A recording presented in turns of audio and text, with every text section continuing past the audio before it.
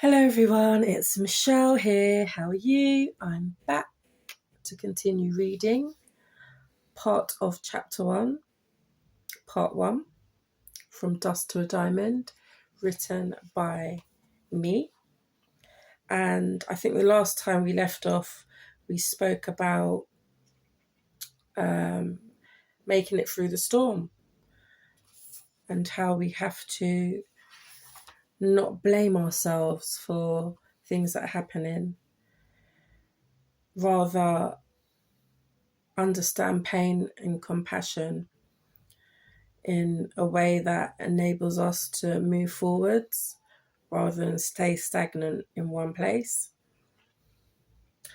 And I think I spoke about trauma not shaping where we're going, understanding that it's a part of our story. Yes, you did experience trauma. Yes, this is what happened, but it's not what's going to continue happening, and I'm not going to let it shape the rest of my life.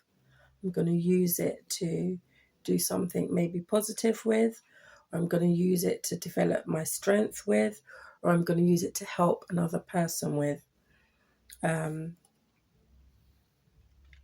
I think that when you go through something traumatic, it's for a reason. It does make you question yourself, like, why me? Why is this happening? What did I do? But at the same time, all those things could be for a positive reason. Maybe it is you because you're the person who is able to shape the world. It happened to you so that you can help thousands of others. It happened to you because you probably know how to deal with it in a very strategic way in which others don't. And therefore, you're having to endure that pain so that you can help understand someone else who may be going through that same pain. You'll help them become an overcomer. So sometimes you are that test dummy for a reason, so that you can help make a difference. I did quote Isaiah 58:17. No weapon formed against us shall prosper. I believe that sometimes we can be our own weapon. Our own weapons live within us. We can be our own worst enemy before others become our worst own enemy. And it's about dealing with our own demons and our own insecurities and our own fears. Once we learn to do that, no one else can mess with us. Do you understand? So I think that it's so important to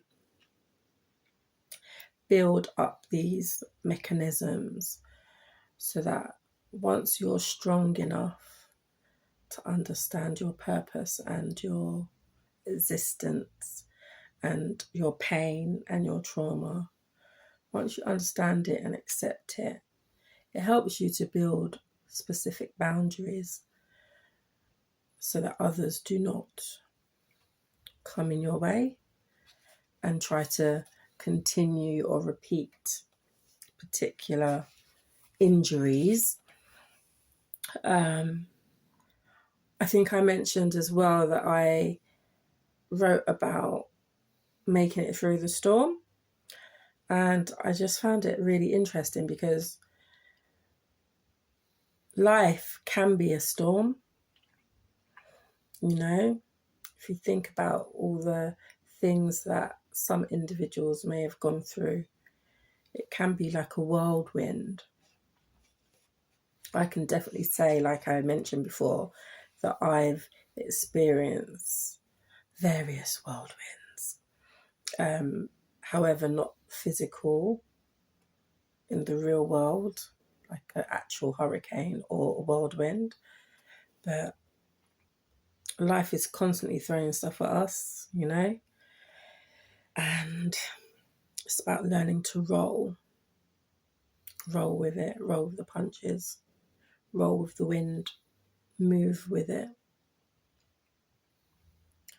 Sometimes when you try to move against it, it can throw you in a different direction.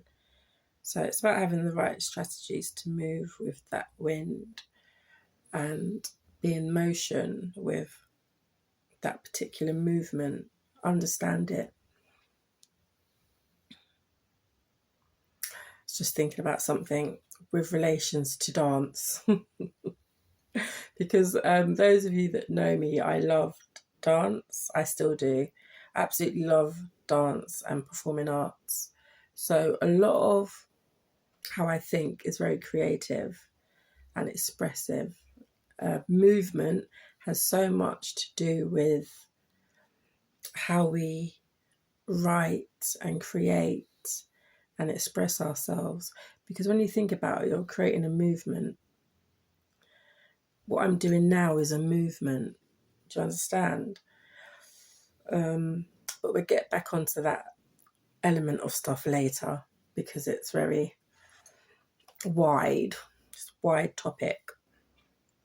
So let me just go on to page 7 of this. Okay.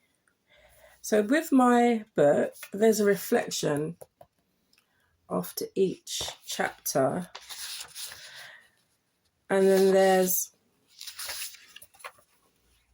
after each part. And at the end of the chapter, I give you like little tasks.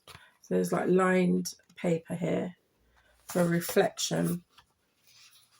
So you get to reflect and write about, certain incidences.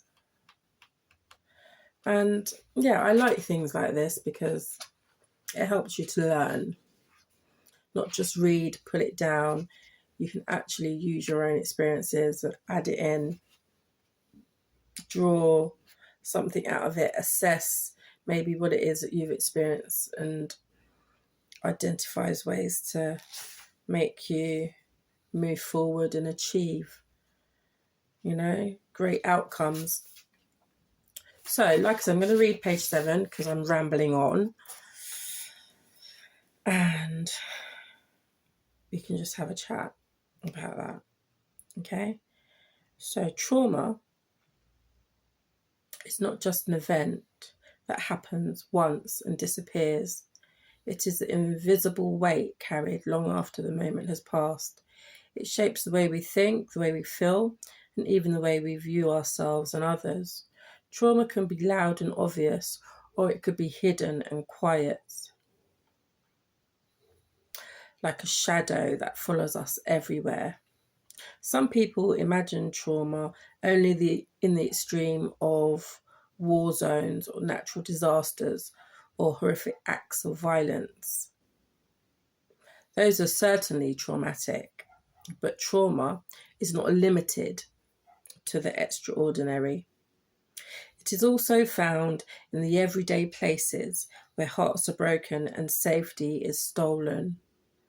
A child who grows up and never feels seen, a teenager that carries the weight of constant rejection, or an adult betrayed by someone that they trusted. All these experiences can leave scars just as real as any physical wound. So, what trauma really is? At its root, trauma is an injury to the soul. It's what happens when something overwhelms your ability to cope.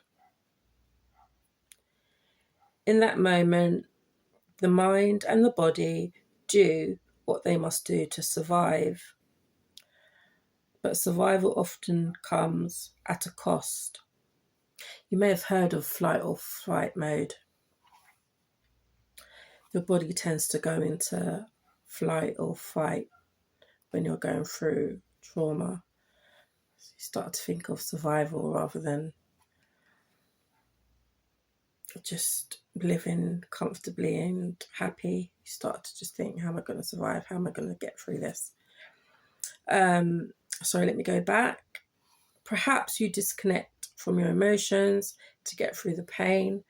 Perhaps you tell yourself it didn't matter, just so you can carry on. These survival strategies are powerful, and they help us to make it through the storm. However, they can also linger, shaping the way we live, even long after the storm has passed. Trauma is not a sign of weakness, it's a human response to experiences that were never meant to be endured. The fact that you're here reading this means you survived something that could have broken you completely. And that's not a weakness, it's a strength. So that's a paragraph. And you know what? It's true. I have to agree with myself. It's a strength. Like, I have to say that everything that I've gone through at the time, the pain was unbearable and I wish it wasn't happening. And I questioned myself, why? But I can honestly say that it's made me stronger. What doesn't kill you definitely makes you stronger. And could have easily been broken. You could have left the earth. But you're here fighting. And that's what you have to think about. You're here to see another day. You've been given the opportunity to fight and move forwards. So I've got here the different phases of trauma. To understand trauma, it helps to recognize its forms. Trauma is not a one-size-fits-all experience. It can enter our lives in different ways. Each one has its own mark. Each one leaving its own mark. So because I wrote this, I'm kind of like saying it in my own words at the same time as reading it. Hang on. Yeah. So yeah, I'm kind of like, improvising as I go along, but I'm actually reading it, if you know what I mean. So the different phases of trauma, I've got childhood trauma, I've got relational trauma, systematic trauma, hidden trauma. I put systematic trauma. Okay, I just want to talk about that because it relates to what individuals might be going through now in certain parts of the world with regards to the hurricanes. So systematic trauma, sometimes trauma doesn't come from a single person, but from the systems around us. Okay, you could be going through discrimination. It could be through poverty, injustice, or environments where dignity is stripped away from us. This form of trauma can make people feel powerless, invisible, and constantly unsafe. So, when you think about it, this is what a lot of people are going through now in Jamaica. They feel unsafe, they feel powerless, they feel invisible, and they are going through systematic trauma. Okay? And it's something that needs to be dealt with as soon as possible because, especially for the young people, it's going to be so difficult for them to go to school and learn and feel happy. So, yeah, it's just really important that they get the help and the support that they need to move forwards and to live fulfilled lives. This event that has occurred is going to take a lot of trauma response therapy. And that's my specialism. So I'm actually researching trauma response strategies and mental health and well-being as part of my research. So yeah, all these things play a huge part. And systematic trauma is real. It does exist. and it does have a lingering impact. So let's look at the lingering impact of trauma. So, what makes trauma so heavy is not the event itself, but the way it continues to echo. You may no longer be in the painful situation, but the voice still speaks to you. It might tell you that you're not good enough, you're always going to be abandoned, or it's all your fault, or you didn't try hard enough, or you can't trust anybody. These messages become a part of your inner dialogue. They shape decisions, limit dreams, and cause us to repeat patterns we wish we could escape.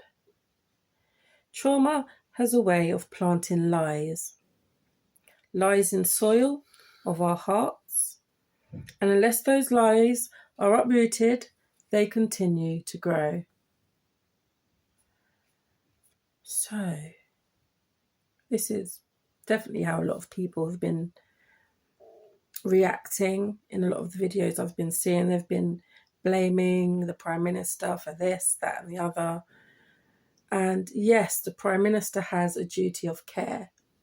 As you know, I've written a letter to the Prime Minister of Jamaica. He does have a duty of care. But at the same time, he's not to blame for the Hurricane Melissa. Or is he? Because I know a lot of you have some really interesting theories. Let me just put it that way. And there's a lot of, should I say, conspiracy theories? But let's just keep it real. At the end of the day, God creates most things in this world. He's created everything, okay? God's created man. God created the earth. Okay? God created the earth. So if something is going to happen to the earth, it's down to what God has done. And maybe it's God that's uprooted all of what's happened in order for the earth to grow and have a fresh start. Because so much happens in the world that we don't even know about. And soil is very, very expensive. Soil is what creates our food. Soil creates how we live and survive. Soil is a part of our existence. And when you think about it scientifically, so it's so important that the soil is treated with respect. It's so important that the soil is treated with respect. If people are constantly digging up and burying and doing this, that, and the other to the soil, and it's being affected by unsavory things, it will need to be uprooted. Okay? You can't mess around with God's earth and his world and expect things not to happen. So yeah, unless the lies are uprooted, they continue to grow. So no one wants anything to happen to their life and their home and their livelihood, but we're not in charge of everything. There are some things we just don't have control over. And that's something we have to accept as human beings. You can't control everything in the world.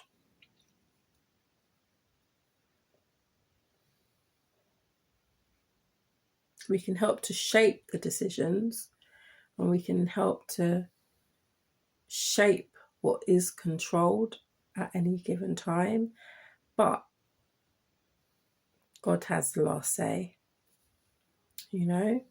That's why when things are happening or people are doing things to you, or you feel like things aren't going your way, just leave it. Just leave it. Leave it to God. He'll sort it out, you know?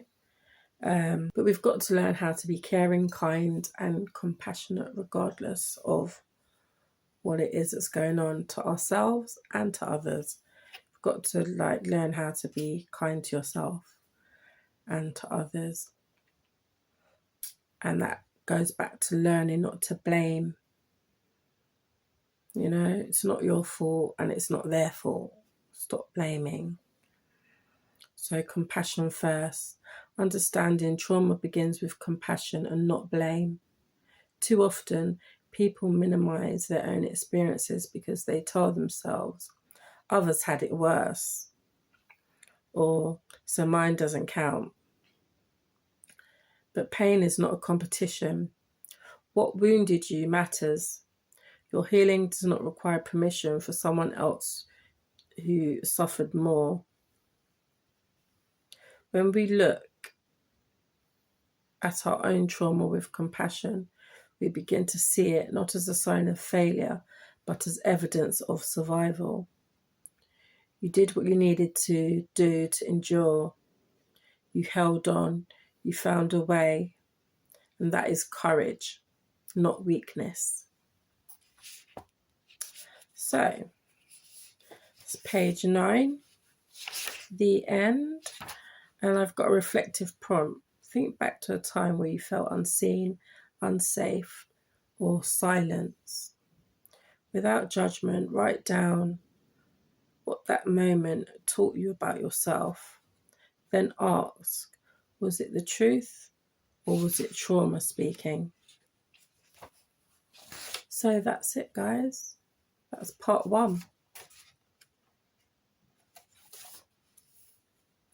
Chapter 1, part 1. Next is part 2. I hope you've enjoyed listening to me. I hope I haven't been rambling too much, because I do ramble a lot.